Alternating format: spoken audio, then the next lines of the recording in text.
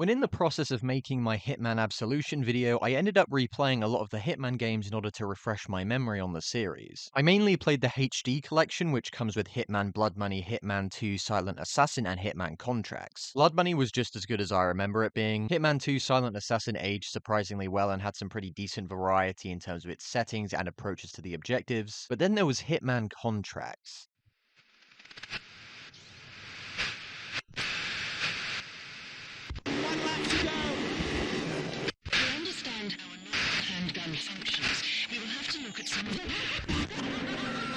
In the powder itself.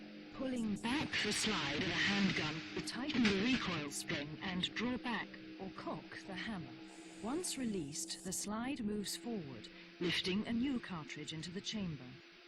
The gun is now loaded. Pulling the trigger now releases the hammer, which drives the firing pin forward until it strikes and ignites the propellant in the cartridge. This results in a rapid expansion of gas within the chamber, which forces the bullet forward and ejects its casing. This energy also produces a brief muzzle flash and a sharp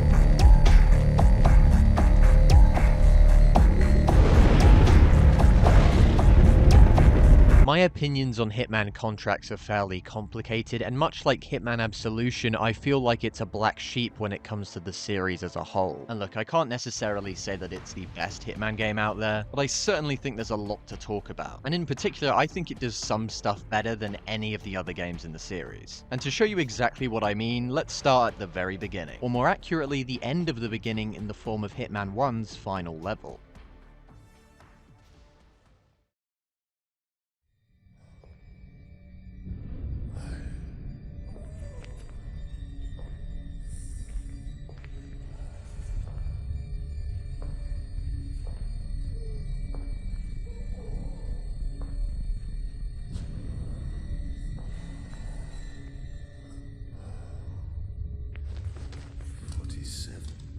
I should have known. I didn't even recognize my own son. You broke my heart, my son.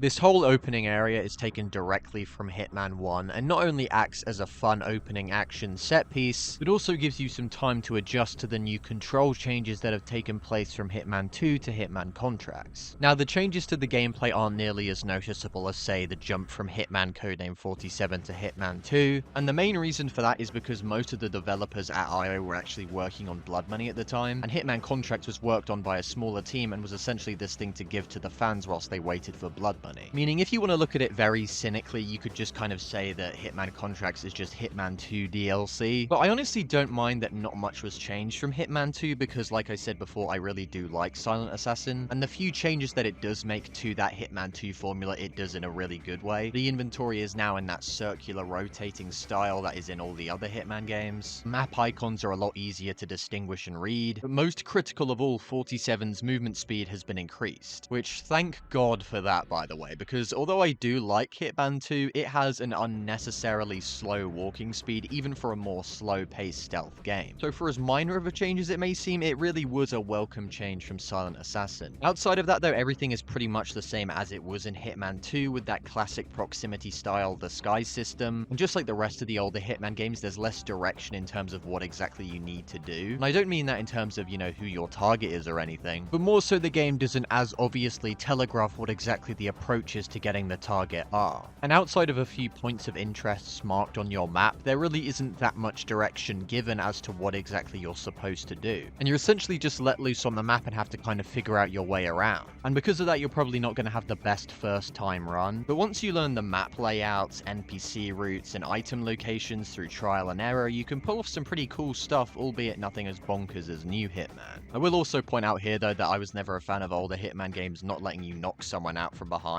Like, the only way to non-lethally dispatch someone in Contracts is with the syringe, so I will say this, don't feel guilty for actually just deciding to go lethal during your run, because I honestly feel like that's kind of part of the story. Like, the fact that Agent 47 kills a lot of people during his missions is kind of what feeds into his guilt and why he's reflecting on his life during the story of Contracts. If he was just silent assassinating every single mission, he would have no reason to feel guilty about anything he's done. Back onto the levels themselves though, they're spread over the entirety of 47's career with 10 traditional Hitman-style missions in total, with 2 of them acting as an introduction and then a finale. 4 of these traditional Hitman-style levels were made specifically for Hitman Contracts, whereas the rest of them are actually remakes of levels from Hitman Codename 47. And I do kind of have mixed opinions on how well I think this whole pseudo-remake was handled, but we'll get to that as we make our way through the rest of these missions. Also, before mission starts, there's no debrief with Diana, with that little debrief only happening when you open up the objective menu specifically whilst you're in the mission already. And I do think that's kind of a shame considering just how important Diana is to 47, and I feel like maybe if you heard her debrief during the cutscenes and sort of these flashes of consciousness, I think it would have helped a lot to kind of rope her into the story. Also, the whole home base mechanic in between missions thing from Hitman 2 isn't present in Hitman Contracts, which I do think is kind of a shame because I really did like that aspect of Hitman 2, where if you went into the field and picked up a weapon, you could bring it back with you and put it in your safe house. But that really isn't the case in Hitman Contracts. You're only able to select whatever equipment you want after you've beaten the game. And I think maybe it could have been cool to have the hotel room kind of act as that between missions. It's not really that big of a deal, but it still would have been neat to see carried over from Hitman 2. But with most of the gameplay stuff out of the way, let's dive headfirst into the story.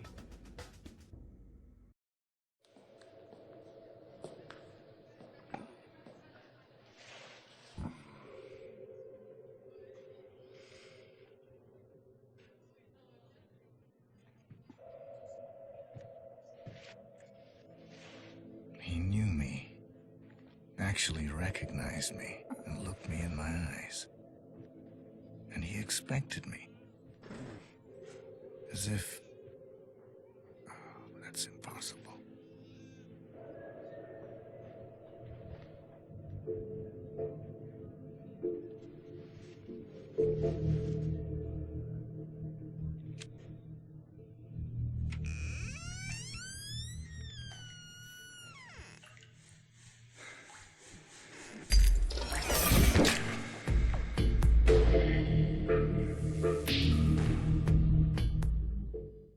We pick up with 47 an unknown amount of time after escaping the asylum and evading arrest. However, 47 himself is worse for wear. As he stumbles throughout the room attempting to patch himself up, he begins to fade in and out of consciousness. And during these moments of unconsciousness and reflection, 47 thinks back to some of his past contracts, with his life essentially flashing before his eyes at this point. With the first proper Hitman-style level being one of the more infamous and well-known ones, the Meat King's Party.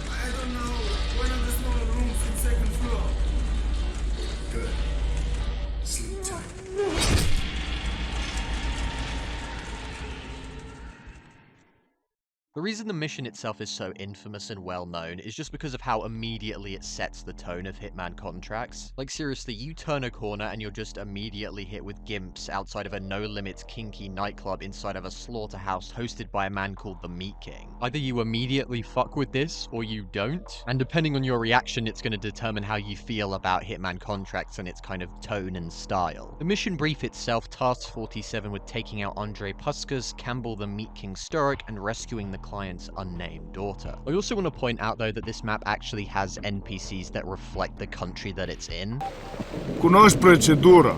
Acum îți simt carne. as opposed to the newer Hitman games where you have like American accents in Thailand.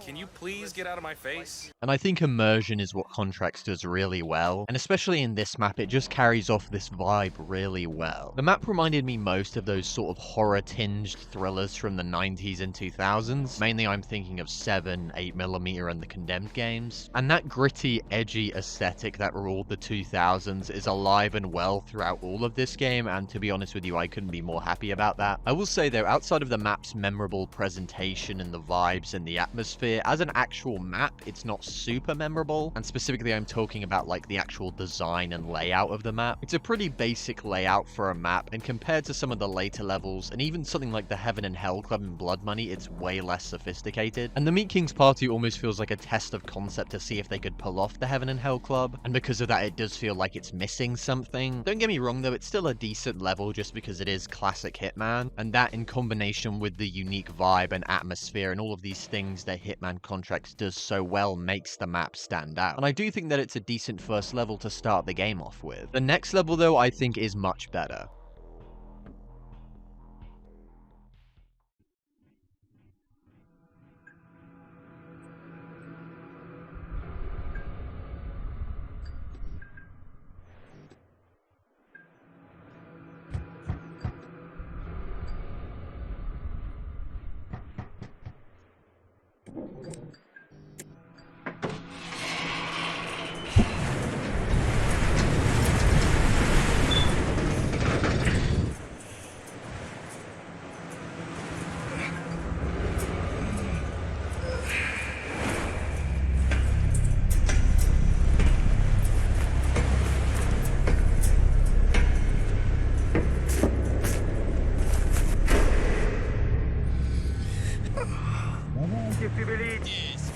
Мужики, ну давайте, двигайте ящики в кладовку. Давай, давай, давай, давай.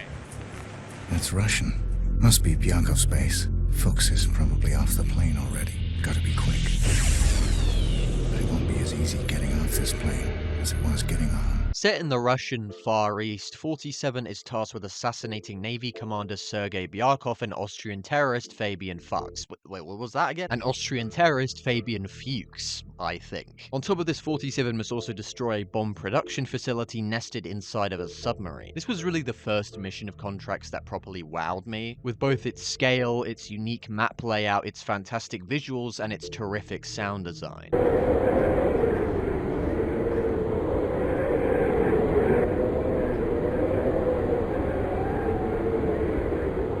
I love the imagery of the giant ships and submarines scraping against the ice, and the whole map reminds me a lot of John Carpenter's The Thing, with that eerie, wintry, researchers out in the snow aesthetic. And I even just enjoyed walking around the map and just taking in the atmosphere. When it comes to the map itself, I actually really do like the unique kind of horseshoe layout, and there are a few interesting elements in the map that actually shake things up a bit. For example, there are moments where the targets actually drive around in a car, which can shake things up a bit, and there's even a specific area that requires you to wear a radiation suit, otherwise it will cause damage to you, which I honestly don't think has been done in a Hitman game before outside of this bonus mission in one of the newer Hitman games. So those kinds of things really do shake up the dynamic of the map. I will say though, it's important to point out that this is an older Hitman game, and because of that, don't expect a newer Hitman style experience. And what I mean by that is that the older games are generally more focused on the planning stage of the kill as opposed to the kill itself. Like a lot of the newer games focus on these over-the-top deaths with loads of spectacle involved, whereas the older games tend to not have as over-the-top kinds of comedic deaths. And the fun and enjoyment of those older games I really do think comes from the planning stage and the exploration of the maps and learning the NPC routes and things like that, meaning you kind of have to shift the gears in your brain and learn to love the journey more than the destination itself. And that might sound incredibly boring, and it does kind of take a while to adjust to the change in pace, but I really did find it rewarding to kind of look at these kills in a different way. And I think once you do that, and once you understand that the pace of these older games is a lot different from the newer games, and you learn to accept that, you're gonna have a lot of fun here. And overall, that's what the Byakov bomb is. It's a lot of fun. I love the layout, the disguises, the location, and most of all, just the brilliant sound design and atmosphere. And it honestly really does stand out to me as a really unique map throughout the entirety of the series, and I really did thoroughly enjoy my time with it.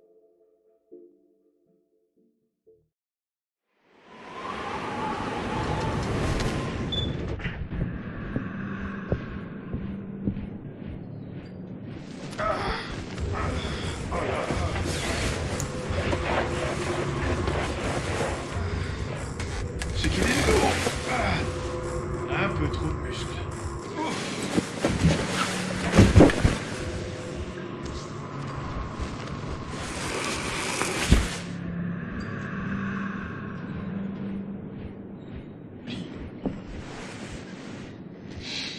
À la tienne, mon vieux. T'en veux un peu? T'en as sûrement plus besoin que moi. Tiens.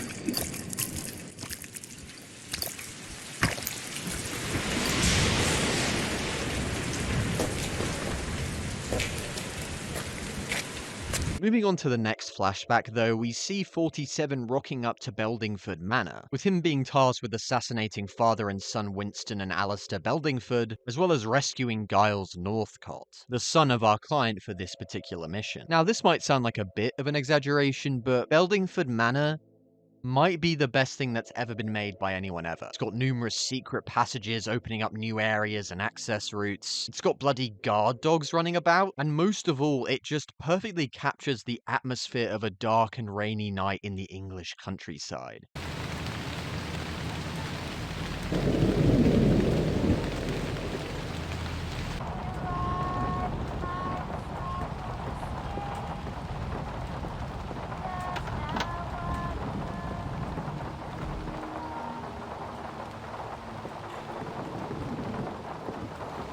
The interiors of the mansion itself really remind me a lot of the Spencer mansion from Resident Evil 1, but the exteriors weirdly enough remind me of the Chicken Run game on the PS1, if anybody remembers that. Absolute classic right there. And everything about the look of this map is absolutely perfect. And to kind of prove this, I'm going to compare it with another English countryside map in another Hitman game, Dartmoor. Dartmoor in Hitman 3 has a nice outside area and looks quite nice on the exterior, very much inspired by the Bond movie Skyfall, I imagine. But once you actually get inside the mansion, it feels way too open and empty. Almost like you're exploring a museum as opposed to an actual house that people live in, or lived in, I should say. And because of the vast size and emptiness of the interiors, a lot of the rooms feel pretty samey and tend to blend together. Whereas Beldingford Manor in comparison feels like a place that people actually live in. All the rooms feel distinct, everything feels lived in, there's this sense of warmth and coziness that a house like this would actually have. I never found myself getting lost or turned around or needing to check on the map just because each area felt so distinct to me. It's not only a fun, condensed map with a lot of options and a lot of ways of getting around, but once again, unlike any other Hitman map I've maybe played ever, it just immerses you in that role and in that world perfectly. And it's honestly right up there for me when it comes to talking about the best Hitman maps of all time. But that does mean it sets a pretty high bar for what's to come next.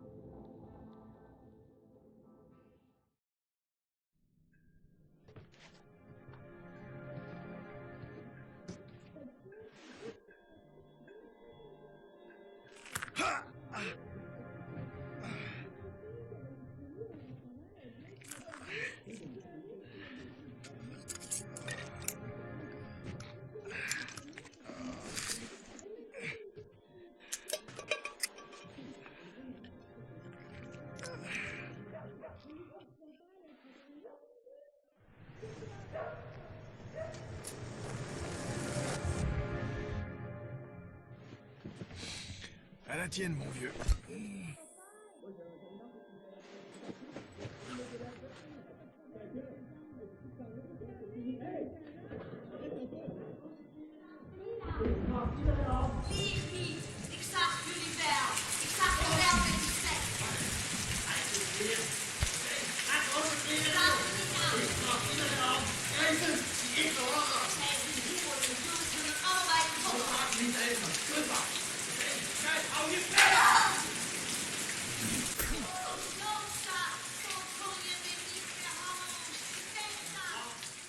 The next level, Rendezvous in Rotterdam, takes place in, would you guess it, Rotterdam, which if you don't know is a city in the Netherlands and Europe's largest seaport, with 47 being tasked with assassinating Rutger van Leeuwen, the leader of a drug-smuggling biker gang that also happens to be a Confederate one, for some reason, just so you know that they're extra bad guys. And on top of this, 47 is tasked with killing one of the prisoners of the bike gang class Teller, with him actually having been hired by our client previously but failing in his mission, and thus the client wants him killed in order to ensure complete secrecy, as he was initially hired to investigate the biker gang for attempting to blackmail the client, specifically with unsolicited photos of the client engaged in an affair, with our client actually being the mayor of Rotterdam himself. This whole level, both visually and thematically, is just a perfect representation of the differences between the newer Hitman games and the older Hitman games, and I mean that in the sense that in the old Hitman games, Agent 47 isn't James Bond. Rather than visiting a sunny, stunning, photogenic holiday vista in order to complete a mission, 47 gets to visit a Confederate torture warehouse situated in a filthy and rainy harbor. Rather than saving the entire world from a cartoonish supervillain and getting to bang a woman half his age at the end of it, 47 gets to kill racist bikers for a corrupt politician in order to go back home and presumably stare at the wall. Rather than parachuting into a speedboat whilst drinking a Heineken, Lunch? Heineken? Fuck that shit! Pabst Blue Ribbon! 47 stumbling into a dark hotel room, bleeding out after a botched hit, remembering all the awful things he's done and all of the people he's killed. And that's the kind of tone I feel that the newer Hitman games fail to capture. 47 is not someone you want to be. He is in many ways the opposite of James Bond in that sense. Whereas I feel like a lot of the newer games attempt to emulate a Bond-style tone, with a lot of those gorgeous vistas and a lot of that wish fulfillment. As well as having 47 quip like he's Roger Moore whenever he kills someone. Oh, hell. Can't you do anything to strangle this cough, Doc? I have a few ideas, Mr. Williams. And I do feel like that's kind of a shame, because a lot of those darker elements that molded the personality and style of the series are now absent. And look, I do like the newer Hitman games, as I have said before, plus David Bateson is so good as 47 that he could read the fucking Argos catalog and still be entertaining. So I would never say that these games are bad, and I would honestly understand completely why somebody would prefer them over the originals. But I can't lie, a part of me really does miss how the originals really did explore the world of contract killing in a gritty and dark way. And of course that isn't to say that there aren't some Vista-style maps in the original series, but I do feel like each of the maps in the original series were framed against a larger narrative aimed at exploring these dark themes and ideas, and that the niceness of these locations was kind of a contrast to the real seediness going on below the surface. Whereas I feel like the newer games don't really explore those ideas as much. And to me, I think that's kind of a shame. Anyway, enough of this tangent. Back onto the level itself, I do think it's pretty decent, and it's probably comparable to the Meat King's Party in that sense. It didn't blow me away like the Bjarkov Bomb or Beldingford Manor, since aesthetically and map layout wise it isn't as interesting as those locations, but once again it's that classic Hitman style gameplay, so it's going to be a ton of fun regardless of that. And even taking that into consideration, I do like the rainy harbour look and just how drab everything is, so that does endear me to the map ever so slightly. So yeah, even if the map doesn't blow me away the same way that the Bjarkov Bomb or Beldingford Manor did, it's still a hell of a lot of fun. However, we aren't exactly done with Rotterdam just yet, as we head into the first of the remade levels from Hitman 1, Deadly Cargo. Sorry, there isn't actually a cutscene after this mission, but I've gotten in the habit of doing this, so on to the next one.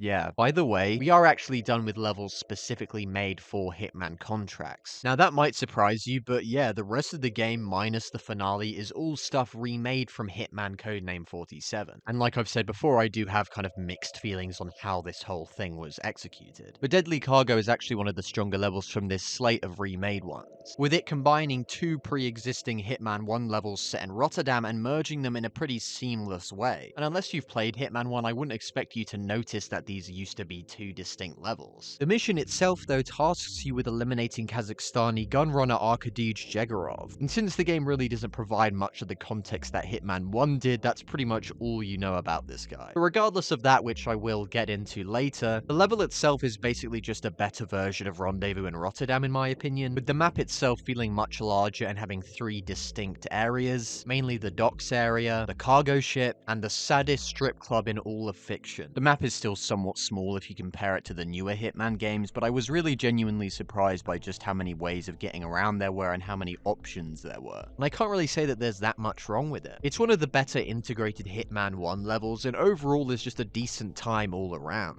And once again, Contracts has yet another solid mission to add to its growing roster. But as we finish our mission and depart from Rotterdam to Budapest, our next mission enters into a league of its own.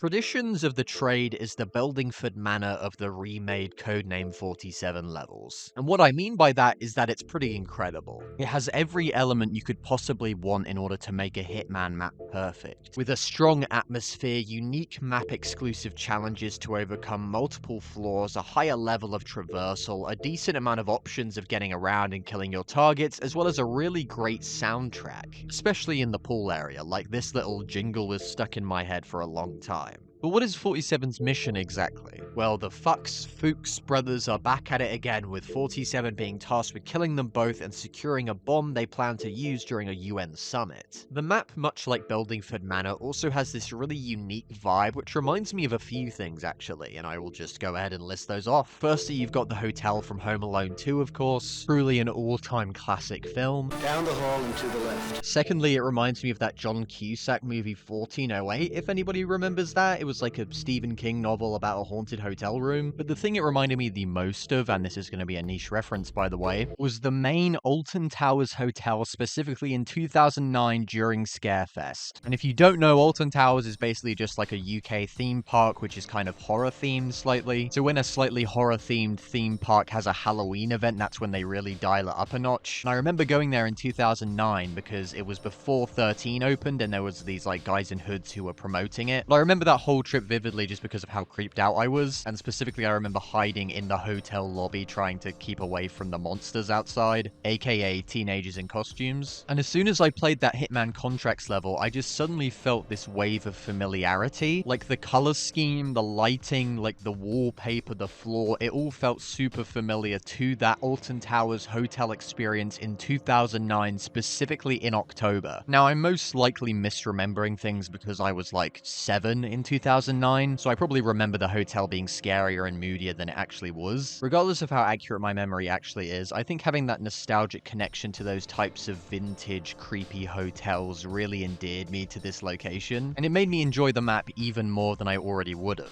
And I honestly go back and forth between it and Beldingford Manor as being the best level in Hitman Contracts. But as we wrap up Traditions of the Trade and head onward to Hong Kong, this is when things get a little bit shakier.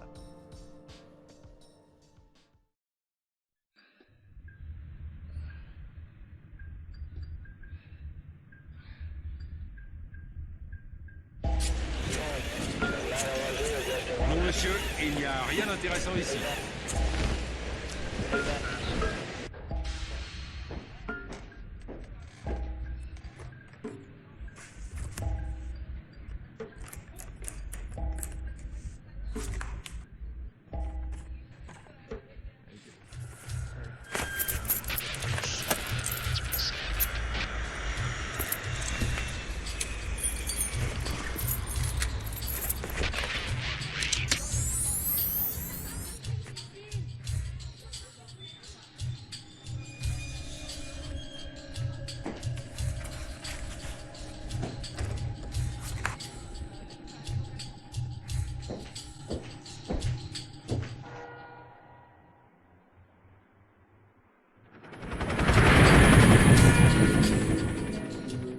This first level of Hong Kong is called Slaying a Dragon, and is in fact a remake of the first ever Hitman mission Kowloon Triads in Gang War. And in my opinion, I think it's the best Hong Kong-based mission. You're tasked with assassinating a prominent member of the Red Dragon Triad as he meets up to discuss business with his counterpart from the Blue Lotus Triad. Since it is quite literally a remake of the first ever Hitman mission, it really is as simple as that. You are told not to kill the Blue Lotus counterpart, which does kind of shake things up a bit, but this level really does represent the core idea of the sandbox Hitman level, where you're only given the task of killing one person and you're just let loose on the map. And as simple as it sounds, I really do think the map does a good job at being that simple starter Hitman level. It is surprisingly difficult just because of how many guards there are and just how small the map is, but because of that small size, it really does allow you to kind of explore numerous different options in a short span of time. Although I will admit it is a bit jarring to see how 47 can just effortlessly disguise himself as a Chinese triad member, who I imagine aren't particularly racially diverse. I will say in the original game it makes a little bit more sense why 47 blends in, just because in that game he does look a little bit more ethnically ambiguous, since that was kind of the original idea behind his design. But once again, it's more of just a funny little quirk as opposed to any sort of real criticism. And really overall, I do think this is a strong level, although the level directly after it, the Wang Fo incident, might be the weakest in the entire game in contrast.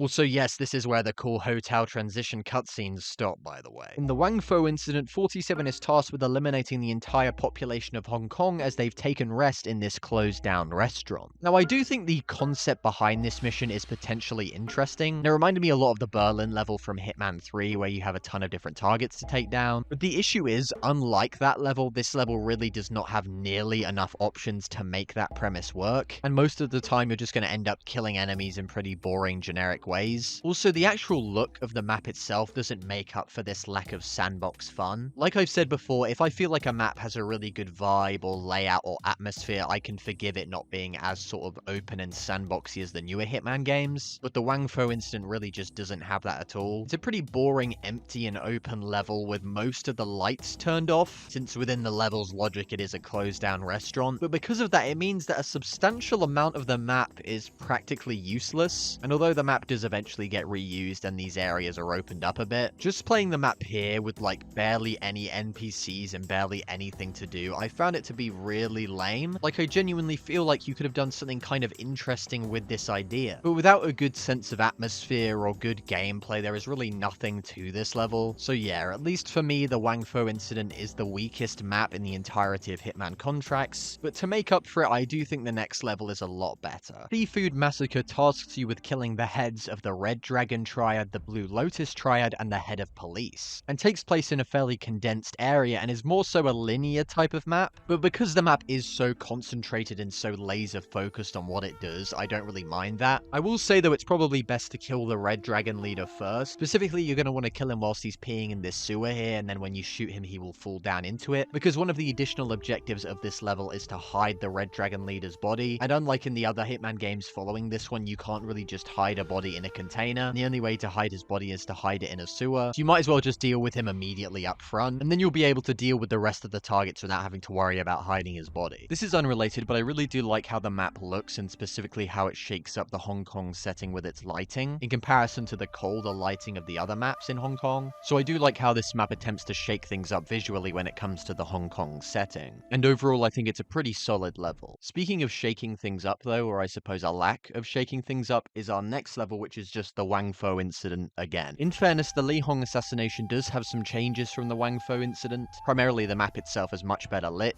An entire brothel area is opened up. There are generally more NPCs, guards, and items lying around. You also have some additional objectives like rescuing a CIA operative and retrieving a jade statue, on top of killing Li Fong, who's probably one of the more unique targets. Not necessarily because of his behavior or NPC routes or anything like that, just because he has this poisonous sword, which as soon as he hits you with, you're pretty much dead. So I guess that does shake things up a little bit, but since the map is essentially just the Wang Fo incident but with certain things improved, I still don't think it's that great. Like I said previously, I feel like this map in general just lacks the sandbox fun of slaying a dragon and the more concentrated approach that Seafood Massacre has, but I will admit that it is an improvement over the original version. Although I do think it's kind of a shame to end on such a mediocre note when it comes to the last of the Hitman classic style maps, but our next level and the finale of Hitman Contracts more than makes up for it.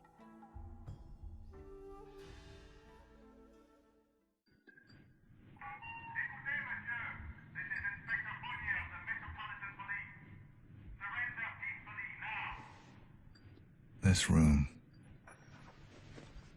This bullet. There's a bullet for everyone. And a time and a place.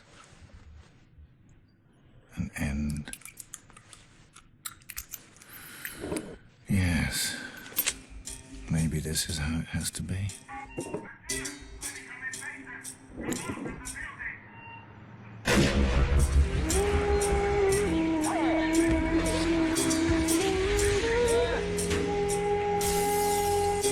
Inspector, you obviously learned too much about me. I can't have that.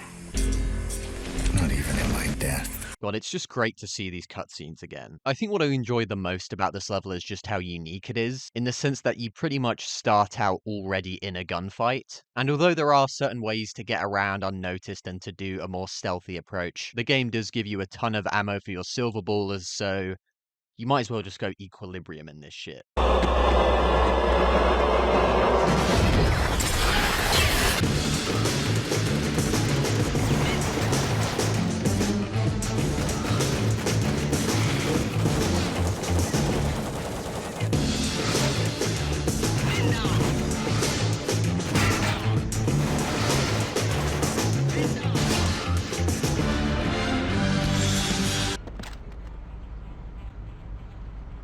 And as 47 makes his way out of the hotel, he dispatches his final target, the Paris chief of police, and finally escapes on a plane, only to be confronted with a familiar voice.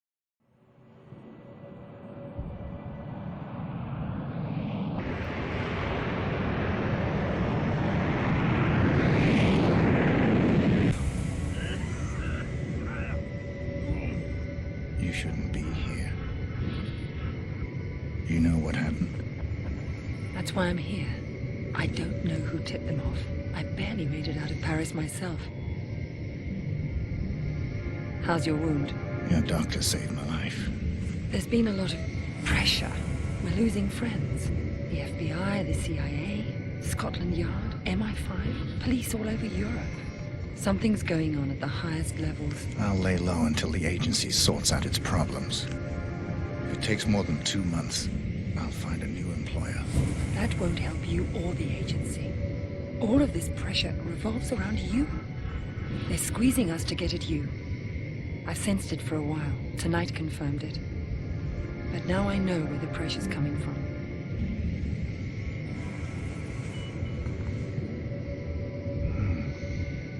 This is serious business. Do you have this kind of money? It's under your seat.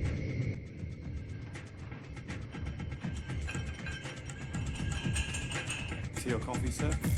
Thanks, but no thanks.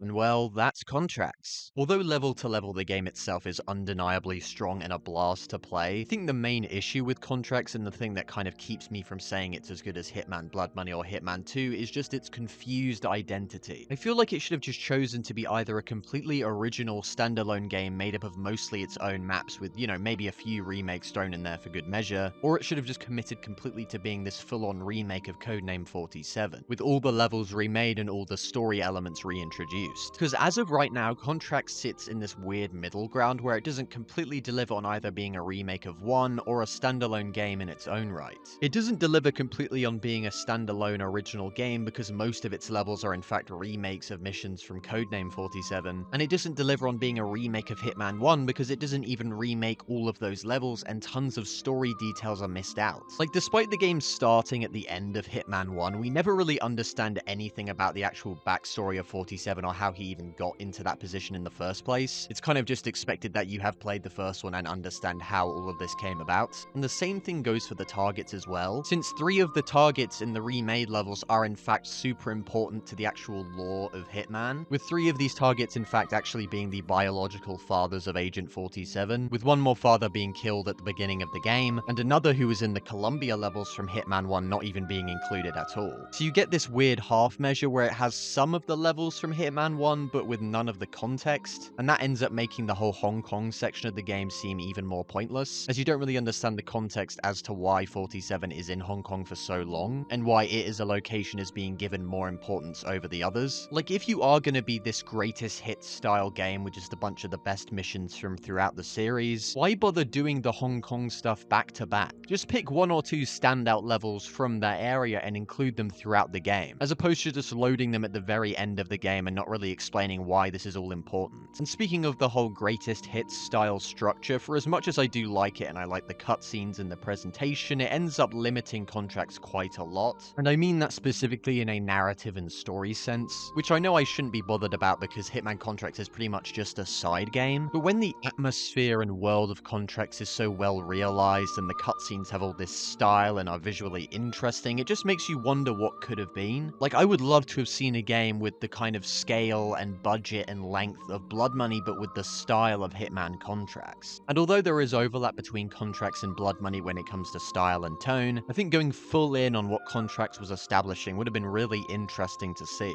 Like, imagine if Contracts was the dark chapter of the Hitman story and just fully embraced its darkest elements, embracing almost a borderline horror movie tone, kind of like Manhunt or Postal 1. Blood Money is certainly morbid in places, but it does have some brighter, more appealing locations and embraces a certain level of dark comedy. Whereas I think the completely straight-laced, straight-faced approach that Hitman Contracts takes is really fun and interesting. Outside of the things that I feel Contracts could have been, we should really evaluate it on what it is. And based on what is actually here, I still think it's a pretty damn good game. Its overall roster of levels is still incredibly strong, and some of my all-time favorite Hitman maps make an appearance here in Hitman Contracts. And I think that's what I gotta remember when evaluating this game. I cannot ignore the spell that the game had over me and how I just could not stop playing it after picking it up. And because of that, I still recommend playing it. And I really do feel like if you are somebody who likes that darker tone in games, with games like Manhunt, Max Payne, and the Condemned series, I really think you will vibe with the style and atmosphere of Hitman Contracts. And as someone who is just a fan of the Hitman series, hey, it's more Hitman. So I really would highly recommend checking the game out. And with all that being said, I'm Christian Cryers, and thanks for watching.